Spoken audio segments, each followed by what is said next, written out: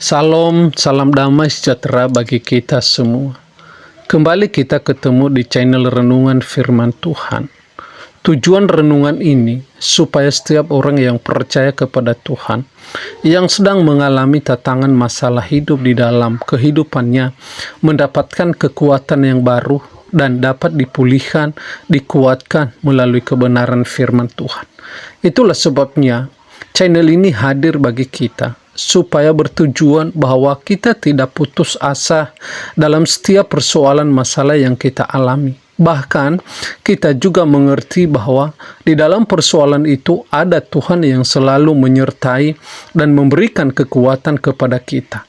Itulah sebabnya tiap-tiap hari kita akan merenungkan kebenaran firman Tuhan. Sebelum kita merenungkan kebenaran firman Tuhan, terlebih dahulu kita berdoa di hadapan Allah. Bapa yang ada di dalam surga, yang penuh kasih di dalam setiap kehidupan kami bersyukur bahwa Tuhan selalu ada bersama kami, yang tidak pernah mengenal musim di dalam kehidupan kami. Itulah sebabnya kami sebagai anak-anak Tuhan yang tetap percaya di hadapan-Mu, kami serukan di hadapan-Mu, berikan bagi kami roh-Mu, berikan bagi kami kekuatan, sehingga semasa kami ada di dalam dunia, kami layak dikatakan bahwa anak-anak Tuhan, karena kami mampu mempertahankan iman kami di hadapan Tuhan. Terima kasih Bapa, berikan bagi kami roh-Mu, sehingga kami mengerti, memahami, dan kami tahu bahwa selalu ada Tuhan bersama-sama dengan kami. Terima kasih Bapa, inilah doa dan permohonan kami. Dalam nama Tuhan Yesus kami berdoa. Amin.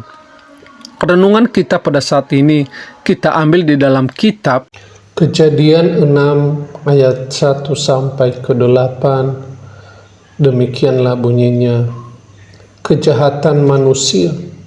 Ketika manusia itu mulai bertambah banyak jumlahnya di muka bumi, dan bagi mereka lahir anak-anak perempuan, maka anak-anak Allah melihat bahwa anak-anak perempuan manusia itu cantik-cantik, lalu mereka mengambil istri dari antara perempuan-perempuan itu, siapa saja yang disukai mereka.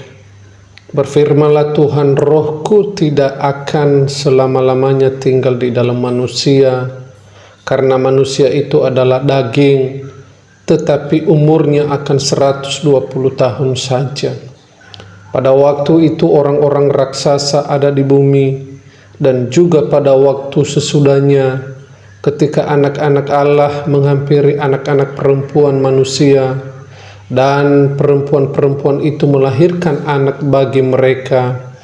Inilah orang-orang yang gagah perkasa di zaman purbakala, orang-orang yang kenamaan. Ketika dilihat Tuhan bahwa kejahatan manusia besar di bumi, dan bahwa segala kecenderungan hatinya selalu membuahkan kejahatan semata-mata, maka menyesallah Tuhan bahwa ia telah menjadikan manusia di bumi, dan hal itu memilukan hatinya.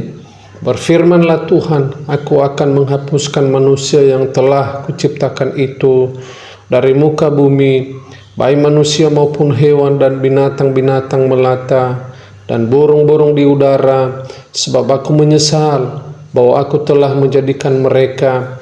Tetapi Nuh mendapat kasih karunia di mata Allah. Tema kita, kerusakan total. Kerusakan total.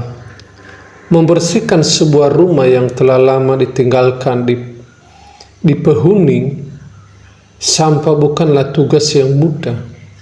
Bayangkan seorang petugas kebersihan yang ditugaskan untuk membersihkan sebuah gedung tua yang telah bertahun-tahun ditinggalkan.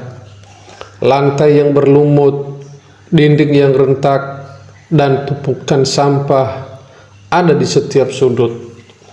Tugas yang harus ia lakukan sebenarnya tidak jauh berbeda dengan pekerjaan sehari-hari.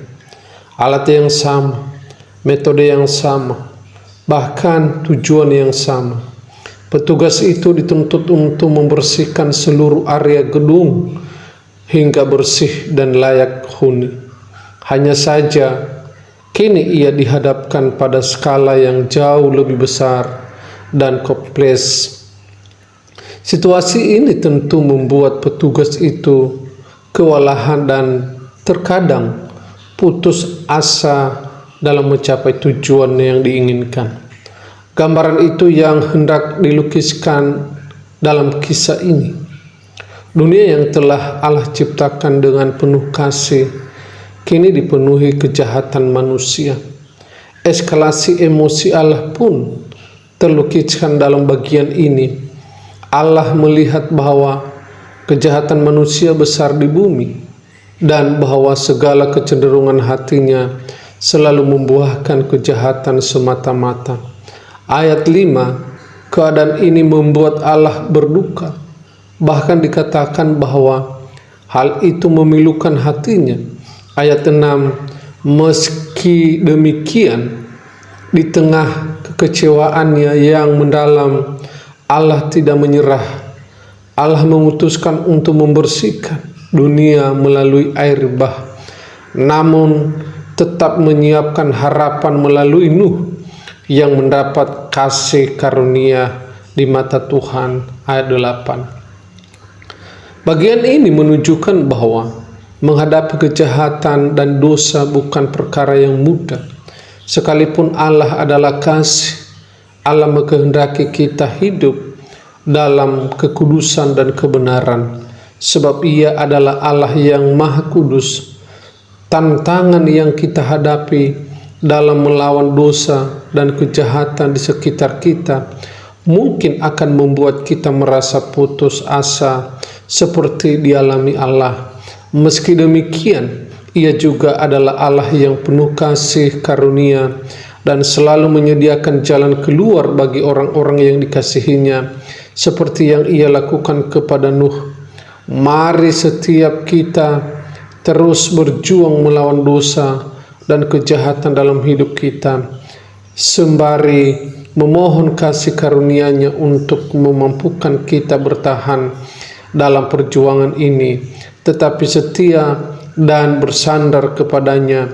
Ia akan memegang tangan kita dan memberikan kekuatan. Bapak, Ibu, dan Saudara yang dikasihi oleh Tuhan Yesus Kristus, bagian ini mengajarkan bagi kita betapa besar dosa dan akibat dosa, dan Allah membenci dosa. Itulah sebabnya Dia memberikan bagi kita bahwa Allah tidak suka dengan dosa. Karena Allah tidak suka dengan dosa, maka Allah pasti menghukum setiap orang yang melakukan kejahatan.